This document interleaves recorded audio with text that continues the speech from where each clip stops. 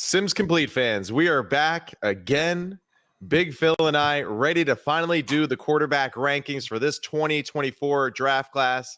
We finally got them, everybody. We're gonna sit here and actually decide where these quarterbacks rank as far as Phil Sims is concerned. So I'm excited that we're finally doing this. I'm excited to hear your 1 through 6 and at least the top 6. That's what we're gonna do for today.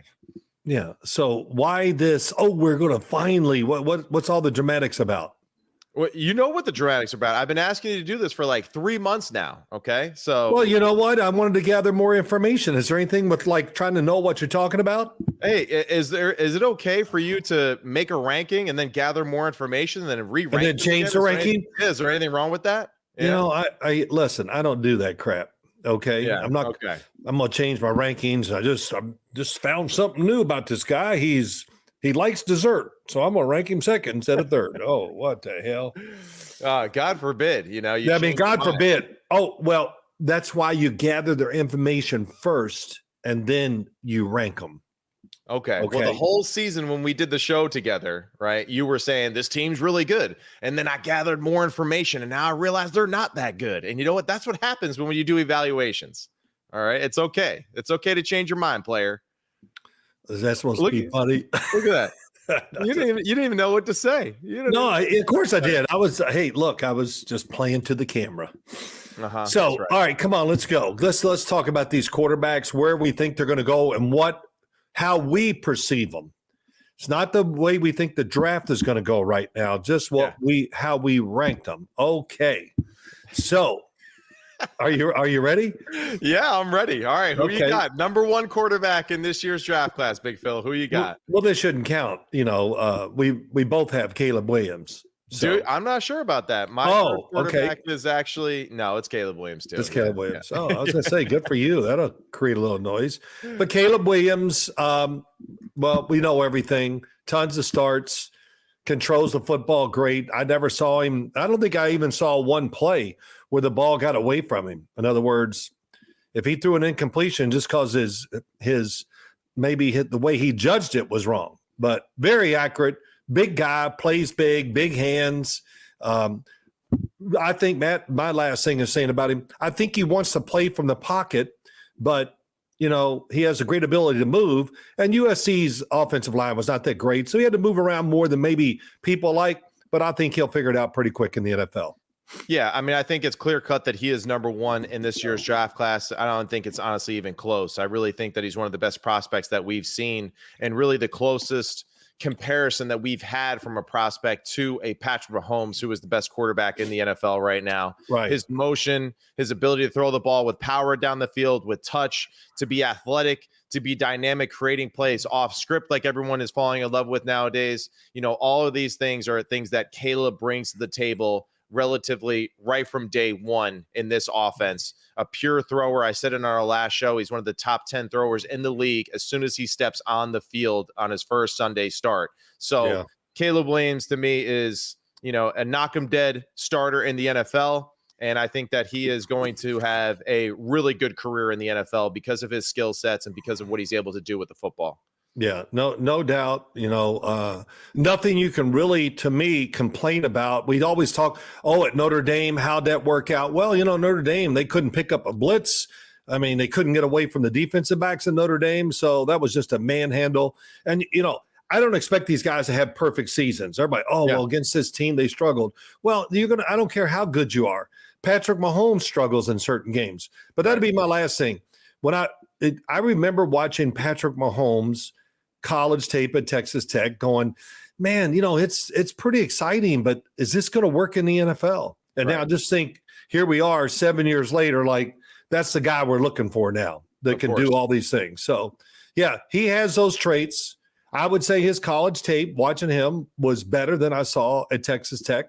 You know, so maybe it's competition, but I don't think it was like an overwhelming all about their talent either. Right. I think it was Caleb Williams' talent that helped score more points than they probably deserved as a team at USC. Yeah, absolutely. Absolutely. So the consensus there, you know, us, like many other people out there in the world, except for a few others, have Caleb Williams as the number 1 quarterback in this year's draft class and expect big things from him too in his first year in the NFL, despite just being a rookie. Maybe not CJ Stroud level type of performance, but pretty close, honestly. Oh, he's capable of that. I think he's capable of that, and I think that he has the ability to kind of come onto the scene in such a way. All right, so now the number 2 quarterback on Phil Simms' quarterback power rankings is who? Wow, Jaden Daniels, LSU. When he went down there from Arizona State, I said, wow, I don't know if this is going to work out. But I think I saw pretty early that, he was going to adjust to the SEC, being at LSU, really a different offense. They run a pro offense down there under Brian Kelly, and I don't even know who the coordinator is. I forgot already. But, Jaden Daniels, I think the number one thing about him, good processor. Even though he's such a really great runner, he still can find the third receiver in some plays. So that makes you feel good. But also in the SEC, Matt, and all the tapes, I hate kind of saying that, but all the games that I watched of Jaden Daniels, I don't remember him ever getting tackled from behind. Right. I mean, when he gets out in the open field, he is super slick. It's as good. It really is as good running as a quarterback that I've seen. I don't know when. Probably, maybe Lamar Jackson, but I was about to say probably Lamar. Yeah, and Michael Vick. We're talking about, that's the 2 guys it reminds me of. It looks different, but it looks like straight ahead that he might be faster than either one of those guys. So it's he's impressive. Compact motion. It's not CJ Stroud. The one knock, because we got to say something negative about him or whatever. His arm is good, but it's not. I don't think it's like top 10 in the NFL, like you said about Caleb Williams. Right. I don't know if it's in the top 15, but he is accurate. But the power, that's probably the one thing I'd say that you go, well, not a powerful arm, but still very accurate and picks out the right guy to throw it to. Yeah, for sure. And I think that's why he is, for the most part, the consensus number 2 on everybody's list, list besides a few. And I understand why. But the one thing, this is where our lists are now going to be a little different from yours and mine. My number 2 quarterback on the list is actually Michael Penix. And I know this might be something a little bit of a shocker, surprise, to some people and how they view him. But this is me, like we always say, this is me and how I value the position and how I would build my offense and all that stuff. I think Michael Penix movement in the pocket is awesome. I definitely see, the things that you have mentioned multiple times as we've broken down his film, him getting stuck in the ground, him getting a little bit too complacent with just relying on his arm. But, being able to throw the ball as well as he does with power throughout the field, to be accurate, all that kind of stuff down the field to the sideline with power, all those things, that to me is a skill set that has to translate to the NFL to be super successful. He can do that. His pocket movement, I think, is absolutely phenomenal. I know that he's not a guy that is a scrambler or a dual threat, so to speak, anymore like he was coming out of high school, going into college, but he moves well in the pocket. He moves to throw. He moves to be a dynamic passer as he's evading people. And I just think that Michael Penix's skill set really does translate to the NFL very well because of his ability to just be manipulative with his arm and to be dynamic that way. So I see him fitting in very well with a lot of offenses that I think he would thrive under. I think about like the Denver Broncos, the Minnesota Vikings, and those offenses with Michael Penix in it, they would be really dangerous because of just how aggressive that he can throw the football and from different platforms and still be tough in the pocket, making people miss. So Michael Penix is number 2 for me. Okay. Well, that was interesting. That's pretty high. Nobody has him at number 2. So you have to have true belief in saying all that. And I believe you. I will say this, Michael Penix is my 3rd quarterback. Yeah. And you talked about his throwing. Let's see. When you can throw the ball like him, Matt, you fit into every offense in the NFL. That's right. Exactly. You fit into every one. Yeah. And I will admit over the last couple of days, because I gathered more information, Matt. Yeah, I know.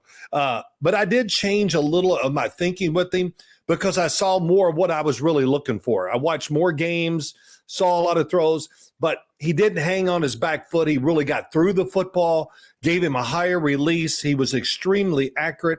To say he has a powerful arm, I listen, I don't know whose arm in this draft or in a draft in the last few years equals Michael Penix. I mean, it's hard to come up with those guys. Yeah. But the big hands are a great thing for him, because he can just manipulate the ball the way he wants. And you see how easy it comes out of his hand. And getting stuck, which he does sometimes on his back foot, leans back to throw it because he can. He'll get out of that in the NFL because he's going to know you have to keep those feet alive, keep moving, give a little bounce to him, and know that on a split second you got to turn, make the throw, and not get crushed. And this is the reason why, he is a little bit higher on my list than I think other people have him. To me, him being weatherproof and him throwing the ball in tough environments throughout his career. Right. This is where I give him a notch up because, I'm not talking about you being great, through the regular season. Right. You have to have some of these special traits and qualities to be great in the playoffs, right? To get a Super Bowl run. And he is a quarterback that I think has the ability, to be dynamic as a thrower in, sub-zero temperatures, in Kansas City on the road and still go shot for shot with a guy like Patrick Mahomes. So that's where I think I really value that skill set tremendously, and the longevity of that, right? We discussed in our last episode about just throwing mechanics and getting better. Well, if he's already, 1 or 2 on your list of throwers for this draft class, I'm thinking about Michael Penix 3 or 4 years from now as he gets used to the NFL football game, as he starts to evaluate himself and other great throwers in the NFL, adding those things to his resume, his ability. That's where I'm saying Michael Penix is a great thrower already. Caleb's a top 10 thrower in the NFL day one. Michael Penix is going to be a top 10 arm power thrower from day 1 too. And I think that he can develop all those other things as he continues to go in his career. So Michael Penix, with the amount of reps that he has, the weatherproof, the fact that he can just throw the football all over the yard and especially the downfield passing and accuracy, that's where I feel like I give him that leg up over Jaden Daniels. All right, that's really good. I'll say this: he's a thrower, but he's also a passer. He's not a line drive thrower, which we'll talk about here later, and the guys we talk about. But he can get on top of the football. I know it's a phrase, but he gets his body into it. He can throw it over one group of guys and throw it in front of the other one. Which is important. I hear it all the time. Layering the ball. I mean, I don't know if I've ever said it, but it sounds pretty cool. But weatherproof. I think that's huge because there's so many teams that are going to play in rain, snow, or wind, in the NFL. And all I say to everybody out there, go watch him at Oregon State on a night game up there, pouring rain. He's spinning the ball. He's throwing it. Guys couldn't even catch it because the weather and everything. He's putting it right on the money, and he was throwing it so hard, even in all that climate, that the players just couldn't handle it. The other game is at Washington when they played Oregon, and about 30-mile-an-hour winds, and which I've said a couple times on our podcast. Yeah. I'm trying to think. Brock Heward was doing the game, and he goes, "Man, I just don't know what to tell everybody watching the game. This is into the wind. It's at least 30-mile-per-hour winds, and he's throwing these, big, deep routes on the sideline like it's nothing." So that's what you get when you get Michael Penix. And, of course, he ran a 4.55 at his pro day, so it shows he's capable of that. And, too, he took his shirt off. So I think he took his shirt off to show everybody, hey, I got a little muscle on me too. So, I really do. I think it's – why else do you take your shirt off? Because you think you look good, right? You're not going to take it off because, hey, look at me. I got a little belly, but don't worry about it. I'll get rid of it before the draft. Well, for everyone at home, Big Phil has kept his shirt on for the past 10 years. So that just tells you everything you need to know. That was just not nice. It's just because I don't want to blind everything. Well, never mind. We won't get into that. That's right. All right. Well, that's pretty cool. Pretty cool. So we got that down. Now, number 4, my turn. Well, hold on, player. All right. Because that was our number 2. I'm just letting everybody know that my number 3, right? Is who? You would have Michael Penix number 3. My number 3 is Jaden Daniels. So we just have those two flipped, right? Yeah. So that's the only difference in our list. I have Michael Penix 2. You have Jaden Daniels at number 3. You have Michael Penix. I have Jaden Daniels. So now we're going to the 4 spot.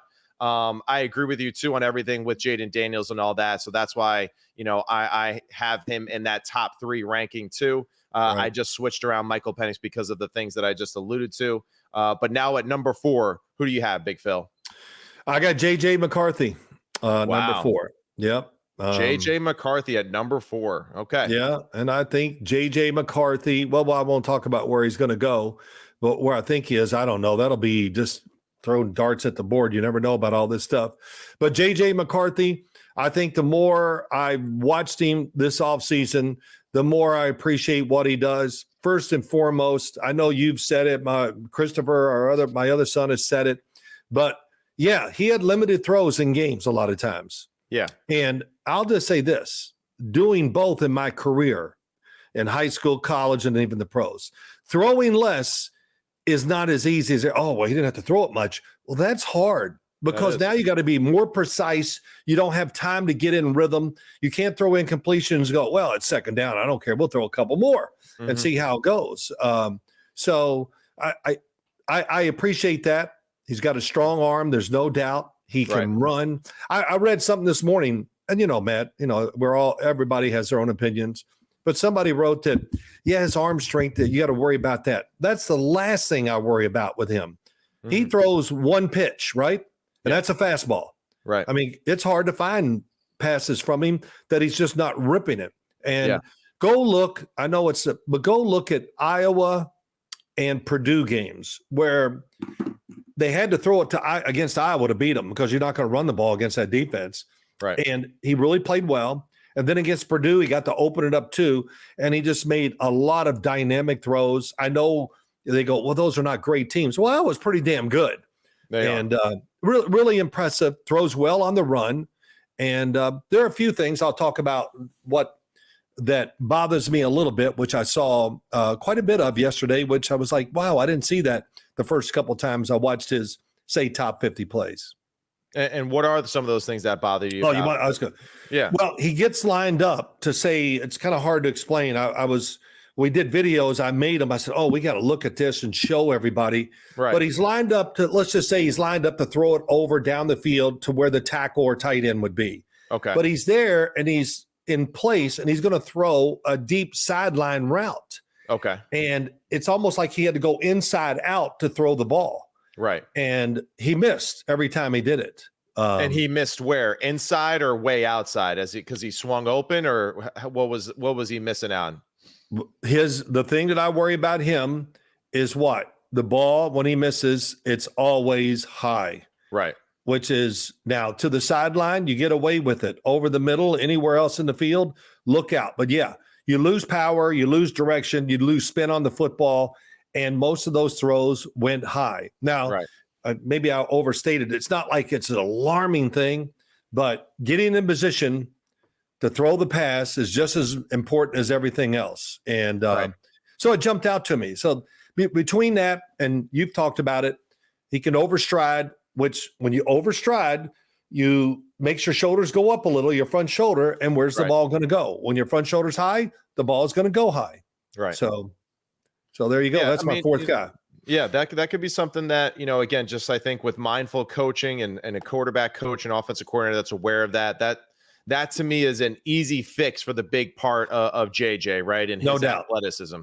The one concern that I have for JJ on top of those things is just the lack of repetition too, as far as just dropping back and being that way, the guy where the whole team relies on you, on every play, and in the NFL nowadays, unless he's with a run heavy football team, but you still got to be a guy that just can knock him dead on a consistent basis. This is something that Jared Goff struggled with early on in his career. And now he's the type of guy that really doesn't miss much, right. And he operates really good in a really well-designed offense. So, but to go to my number 4 now, I do not have JJ McCarthy at number 4. My number 4 is Bo Nix.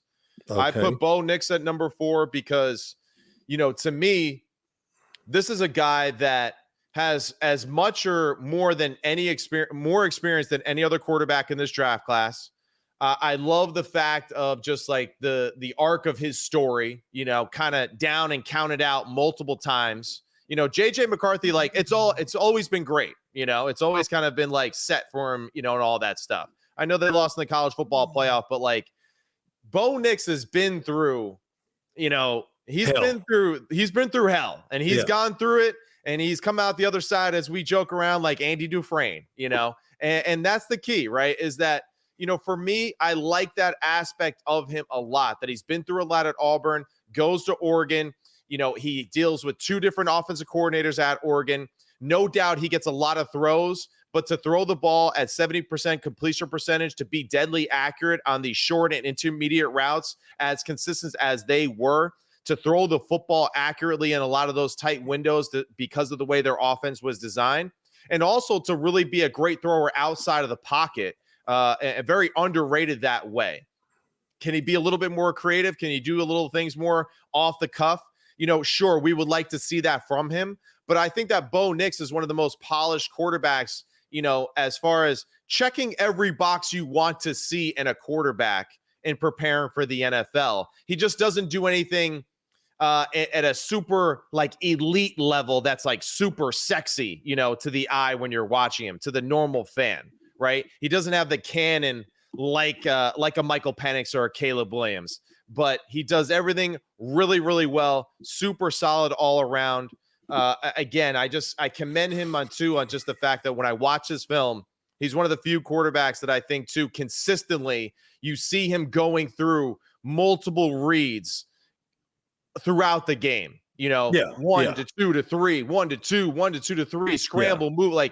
These are things that I think you can kind of just tell that he's been well taught. He understands it. He executed at a very high level. He's also being a little bit downplayed too by his ability to push the football down the field and his accuracy at downfield. I think he throws it much better than what people are claiming him to be. And I think the dude is tough too. So I got Bo Nix as my number 4 quarterback. All right. Well, good. I'll talk about him later because I didn't have him in the top 4. Yeah. So who do you have at number 5? At number 5, I have Drake May.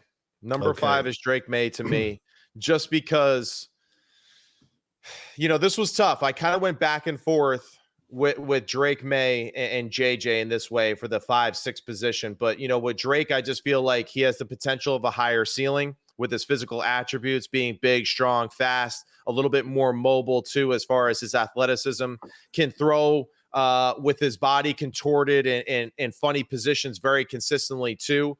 The turnovers and the carelessness of the football to me concerns me a little bit too. Sometimes the unnaturalness of his motion bothers me too, right? And that really is why, these 2 guys are on the bottom of the list for me. Drake, I think, has a very high ceiling, but it's also, he concerns me a little bit too with, having an even lower floor than a lot of the other guys that we're talking about. So I think Drake is extremely talented. I think he has a lot of upside. I would say that he is a project type of quarterback too, where I would not start him day one. I would start him after a year or 2 of being in the program if I had that flexibility with that player. And allow him to get adjusted to the NFL game and to really be honed in on what's being asked of him each and every day to be a pro quarterback. Well, Drake May is my 5th guy too. Listen, big, strong, you said it, 6'4", 223. I think that's his combine numbers. Yeah. Got big hand too, so that helps. His arm, there's only one way to explain it, and that's powerful. It is. I mean, and look, we've talked about this many, many times, and I say to everybody, if you want to see what we're talking about in motion, here's what you do. Watch his motion when he throws it down the field. Okay, it is absolutely impeccable. It's great. That's why he's a really good downfield thrower. He's awesome, I think, throwing on the run right and left. I don't think he's quite as, he's mobile, but not in the sense that I look at him like J.J. McCarthy, Caleb Williams, Jaden Daniels. I don't put him in that class. It's, he's a big guy. Is he Josh Allen running the football? No. Does he have Josh Allen's arm? No, but his arm is strength-wise. I'll tell you, and when he does it all, when he connects it really well, man, it's with power, and that ball can rotate, and it's easy to catch power throws when you rotate the ball as fast as guys. Boy, but that's why he's lower on my list though too, because it's you just said it, when he connects. That's where to me Caleb Williams and Michael Penix, they connect all the time, right? They connect all the time with those power throws and that accuracy down the field too, and layering the football like you're talking about. And to me, I just don't see that connection, that fluidity in his motion the same way that I do with the others. Now, when it is right, damn, it's good, right? But it's not as consistent as those other two. Okay, it's definitely not. He does miss some throws that we all, like I always say, hit the routine plays to make a few special ones too. Right. But when you talk about him, he's not going to start right away as a rookie. I doubt that no matter where he goes and what happens. But when you put him in there, he's a guy that you ease it. Look, play action passes. Where do play action passes usually go, Matt? Down the field. So it separates you from the line of scrimmage. It expands the defense, easier to see, easier to make the right decision, and more freedom to really get in rhythm to throw the football. Right. But that's what I think right away when I see him. And he's going to have some moments. I watched him at his pro day again yesterday. Gosh, I got to get a life. But I know, isn't that terrible? But I said, let me just watch it again. Yeah. And I didn't see it the first time, but he missed a couple throws.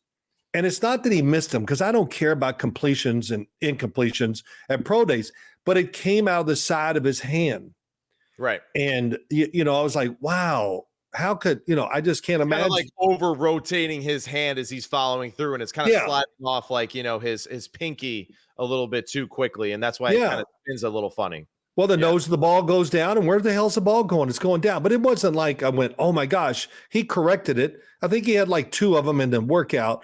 But really, when you're against air and doing all that, you should never have one of those. So not that alarms me that much. I think he's a big, mobile, strong guy, and he's going to go wherever he goes, just do a lot of play actions, make the transition as a rookie much easier. So I'm not as I don't know what to say. I'm not as down on Drake May as a lot of people were.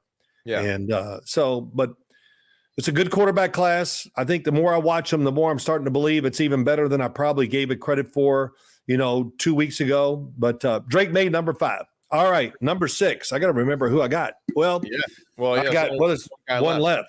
Yeah. And who is it? It's Bo Nix. Yeah. And that was hard. I guess I did it just going being number 6 in my eyes, and when I ranked them, it's really hard. They're so close, some of these guys.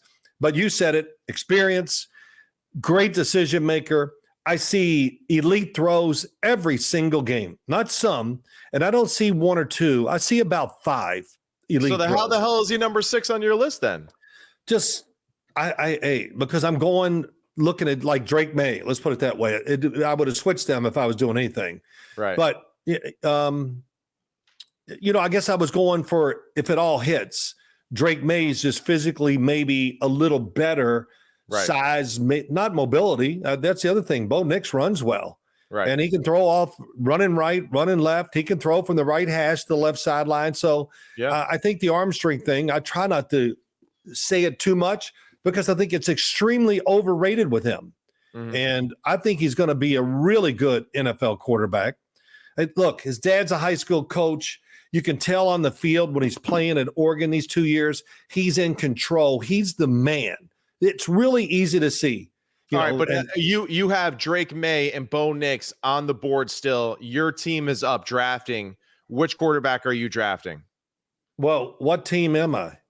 Just talk. You're the GM. Which quarterback are you taking? Bo Nix or Drake May? It's your team, so don't worry about which team it is. Yeah, no, I know what you're saying. Well, if I could see him in person, that would probably decide which one I would take. The one that just made it look easy. Wow, what a cop-out answer right there. Just all right. Shut your ass up, okay?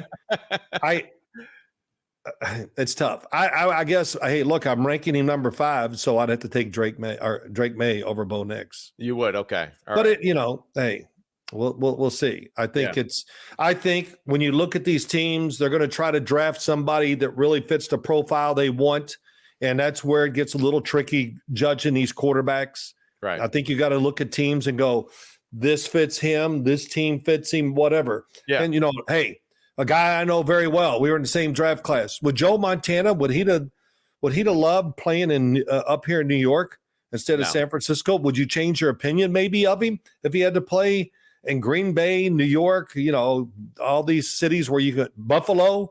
It would change what we think. So I think a lot of times it's the same thing with these quarterbacks coming out. Yeah, definitely, So, definitely. And you're right. Like style, as they say in boxing, styles make fights, and it's the same yeah, too for quarterbacks as well. Styles really do make just like the teams and their environment that they play in. So it is very important. All right. So you got Bo Nix at number 6, and that leaves me with my number 6 and JJ McCarthy. And right. it's really not a knock on JJ. I actually am in not actually. I have been impressed with him throughout this process. I really have. I have changed my view from where it started at the end of the season till now, how I view him as a quarterback. I think he could be having a very successful NFL career. There's no doubt about that. He has the skill sets for it. When I stack him up against the others, I still just don't see enough. I didn't see enough evidence to say that he should be over a Caleb Williams, Jaden Daniels, Michael Penix, and Bo Nix because of just the lack of, reps where the game really was on his shoulders to perform at a very high level from the first quarter to the fourth quarter with his Right. decision making and with making dynamic throws. He made a lot of great throws on third down. I saw that stat multiple times throughout this process. He was one of the best quarterbacks on third down, and that's great. That's really good. At the same time, though, it just there's too many games where I just see like routine kind of completions, and I don't see the wow, impressive plays like I see from the others. And for me, he is a project. He would not be someone that I would be looking to start from day one, even No, though he no has way. been coached by an NFL quarterback and Yeah. an NFL head coach. I would still be looking to groom him into a program to get more acclimated to the NFL game. And I'll say the other thing, too, that kind of concerns me a little bit, too.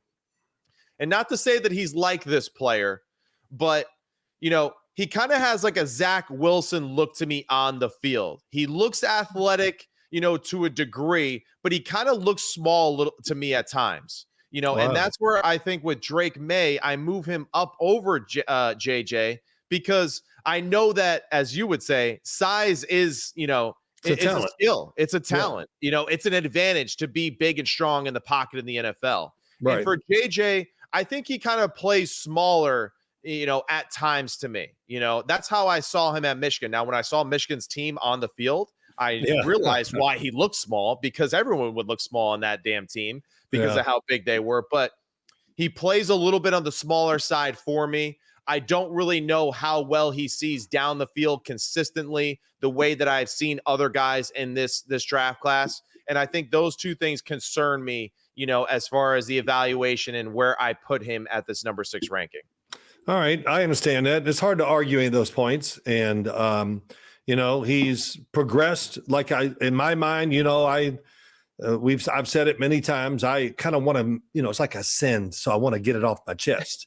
Is that I said, well, when he decided to come out, I go, wow, what a mistake. He's going to go in the third or fourth round. Yeah. And then as I watched him, and the more I watched him, I started, okay, I see it. I think he is athletic. His body doesn't bother me at all. He's going to put on some natural weight. Same with Jaden Daniels. Everybody, hey, you got to be who you are. When that's who you are. Let's say Jaden Daniels. If he puts on 15 pounds real quick, everybody go, oh, yeah, he's getting bigger. Yeah, I'm sure he's getting slower and he doesn't feel as good because that's not who he is right now. Time will take care of that. Right. I mean, Jaden Daniels weighs 210 pounds. Okay, I don't know what he weighed in at the combine. I think it was that. Right. But I'm sure it's a little bloated or heavier. But I don't look at him on the field and go, oh, he's undersized. He's every bit of 6'4" when you get around him. And so it's not a problem with me. That's for sure. And J.J. McCarthy, I never thought about his size. He looks like he plays big on the field, can throw over people if he has to, and mobile. I think his mobility is just much better than we think or give it credit for. Yeah, so, it is good. It is good. I just – I think his mobility is very good. The problem I have a little bit too, and maybe this is the structure of their offense too, just didn't see it enough on film, And, it's the offense. No, I understand, but there are times though too where just, players just kind of making plays and doing that stuff too. And like, with Caleb, just like in that comparison from my 1 to 6 ranking, it's not like it was part of the offense of the USC offense for him to reverse field 3 times and throw a dime down the field 40 yards on a line, you know? And I just feel like I don't see enough of that natural ability in that same regard, in that same class by JJ doing that stuff. I saw that a little bit more from Drake. I saw that more from Bo. I saw that more actually from Michael Penix at times too, even though it seemed like he was a little bit more gung-ho on staying there and hanging in the pocket to throw. Sure. But I just feel like the other guys, they had more repetitions of that. And that for me, it allows me to sleep at night when I'm in this draft class too, because, you know, if I haven't seen it, it's hard for me to use my imagination to say, oh, well, he'll do it at the highest level in the world of football, and it'll just naturally click to him, you know? So that's where, you know, I have a hard time just manipulating my brain to say, oh yeah, well, you know, that was Michigan. He'll do all that other stuff in the NFL now, you know, versus the Cincinnati Bengals defense and Lou Anarumo. You know, he'll just work it out all of a sudden, you know. So that's a little bit of my concern a little bit with JJ, but I still think that he can be a great pro. I just think it'll be a little bit more time for guys like him and Drake, you know, and even maybe Bo, and really for all these guys, you know, just again, depending on where they land, what team they're with, what coaching staff, and really what coaching staff can utilize these quarterbacks, you know, more than just honestly harming them. Because, you know, Greenberg says this on ESPN Get Up all the time, right? He's just like, you know, more quarterbacks are ruined in the NFL than they are groomed. And I think there's a lot of truth to that too. There really is. I agree. Now you're quoting Mike Greenberg. You never quote me. You know, I said, what the hell am I doing wrong here? Mike Greenberg. Yeah. He's only worried about one thing. The Jets. The Jets. So we got to get a receiver. We need to do this or that. And, you know, it's great. I do. He's fun. It is. Yeah. I like he's part of that Curb Your Enthusiasm crowd too, that knows the exact episode that I'm talking about. You know, what killed him? You know, the Jets and a little bit of the Knicks, you know. So that's really what it comes down to. But hey, good times for the Knicks right now, and hopefully better times for the Jets coming this year soon too. Yep. Okay, let's do this. Let's swing right over to where we think they're going to be drafted. Okay. Right. No surprise. You're going to go from here too. So Caleb Williams, no surprise. He's going to Chicago.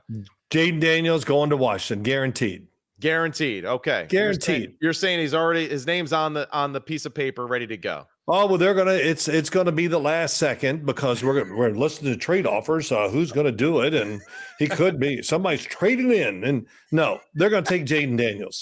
All right. If they trade out, I don't care. Then I'm not going to watch them this year. No, but I mean, do you agree with those first two picks? Yeah, I you know what? I haven't seen much that would say for me to disagree right now. So, okay. All right, now let's go. Where do you think pick of the draft? Third pick, go. Yes, New England. Yes. Okay, I really feel confident, and I hate to do it this way, but I'm sitting here, TV's on, I look over, Albert Breer, right? Okay. What about it? New England looking to trade to get out of the third pick. Okay. I didn't need to see that to say this because I think they will. I've always kind of thought New England's going to get out of that pick and move down, and they're going to get some picks. And I think it's going to be Minnesota coming up, and this will get you. I think they're going to come up, and I think they're going to draft J.J. McCarthy at number 3. J.J. McCarthy at number 3 to Minnesota. What do you got? Minnesota. No, this is all you right here, player. This is you. Well, you're not going to do it too?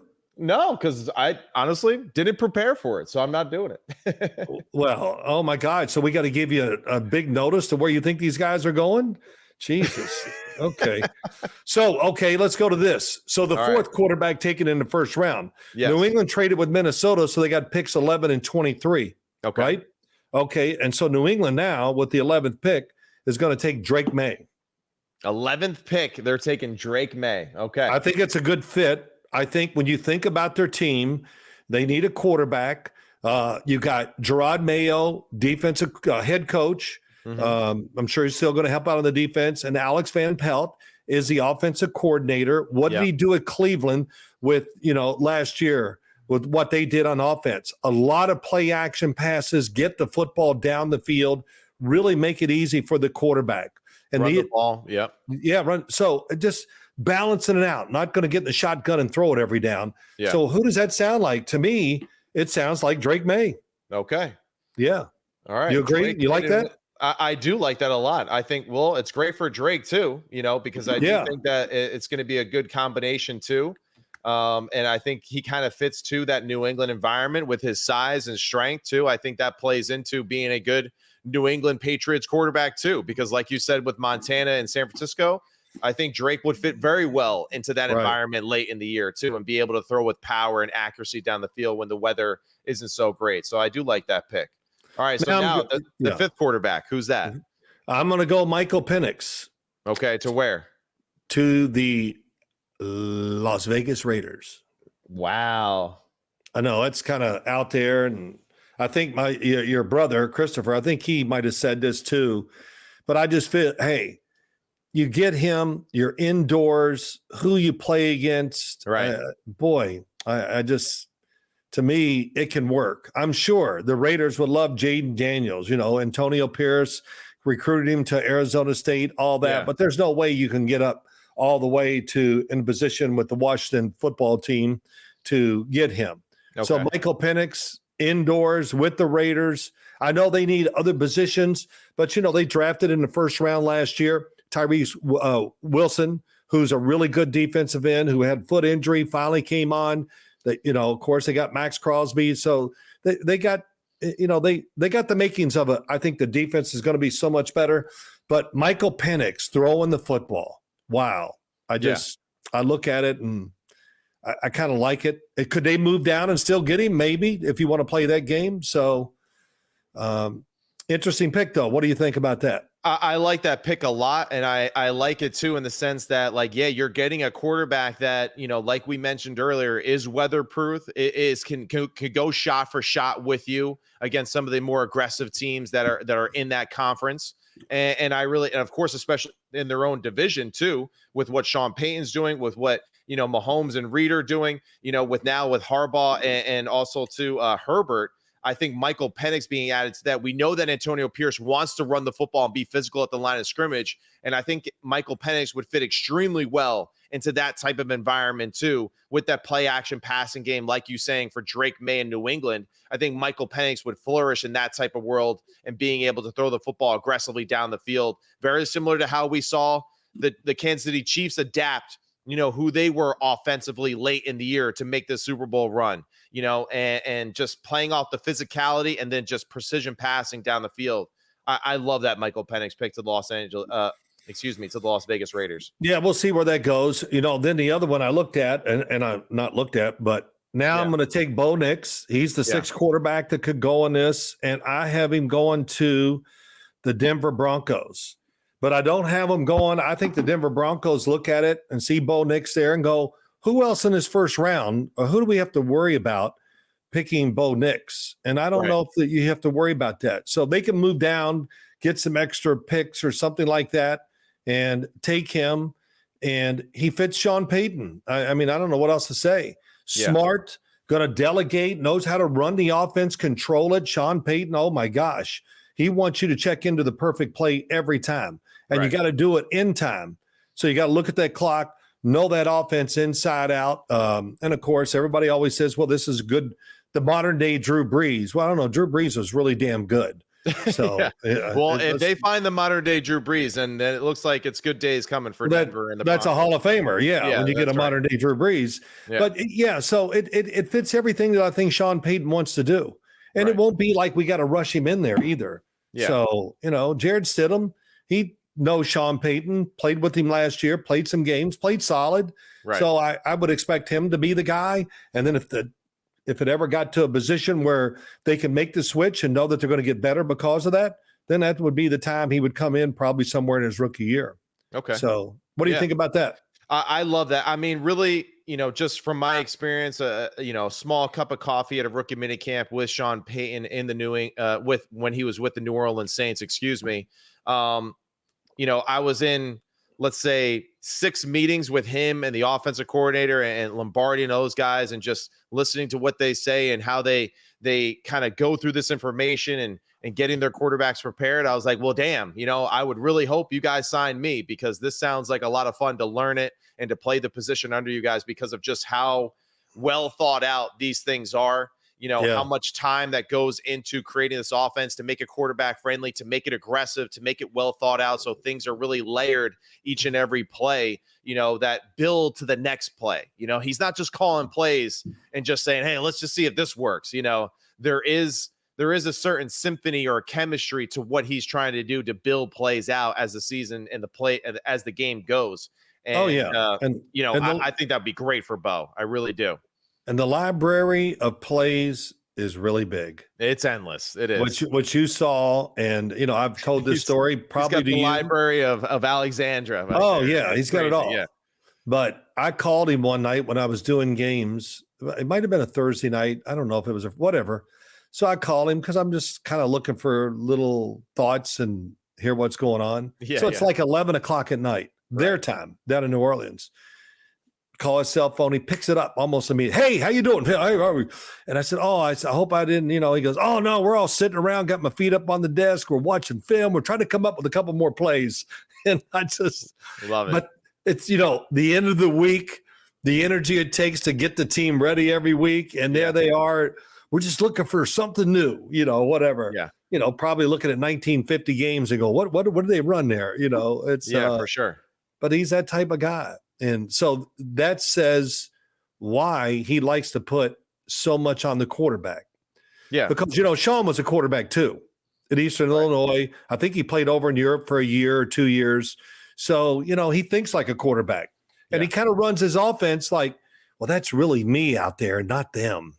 Right. You agree? I mean, that's what he thinks. Drew Brees, he thinks like me. Oh, good, I can beat him. Right.